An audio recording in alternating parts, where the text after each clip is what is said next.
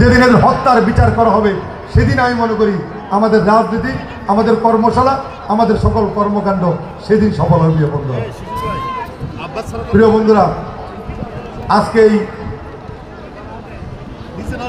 কর্মশালায় আমাদের যে 31 দফা, সেখানে এমন কোনো সুবিধা নেই যেটা তিনি ভারতকে দেন নাই।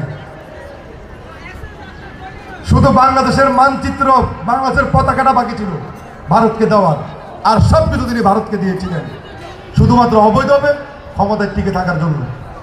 আর এই 31 দফায় আমাদেরকে বলা হয়েছে যে বিদেশি রাষ্ট্রের সঙ্গে আমাদের সম্পর্ক থাকবে, আমাদের পারস্পরিক সম্পর্ক থাকবে, আমাদের বন্ধুত্বপূর্ণ সম্পর্ক থাকবে। যেটা আমাদের নেত্রী বেগম জিয়া বলতেন, বিদেশে আমাদের বন্ধু আছে, প্রভু নেই।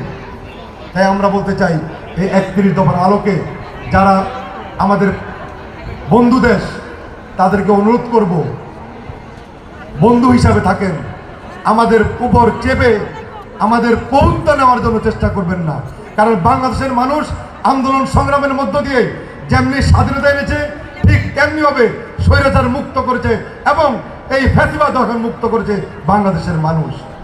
সুতরাং যদি আমাদের উপর অন্যায় করার চেষ্টা করেন, এই শহীদ জিয়ার আদর্শের সৈনিকেরা, জাতীয়তাবাদী শক্তির সৈনিকেরা কখনো ঘরে বসে থাকবে না। দেশের প্রয়োজনে, দেশের মানচিত্র রক্ষায়, দেশের পতাকা রক্ষার জন্য বিএনপি নেতাকর্মীরা তারেক রহমানের নেতৃত্বে ঐক্যবদ্ধ আছে। ইনশাআল্লাহ ঐক্যবদ্ধ থেকে এই সমস্ত অপসংস্কৃতি, এই সমস্ত দালালদেরকে প্রতিরোধ করার জন্য কাজ করবে। বন্ধুরা, আজকে এই 31 দফায় বলা হয়েছে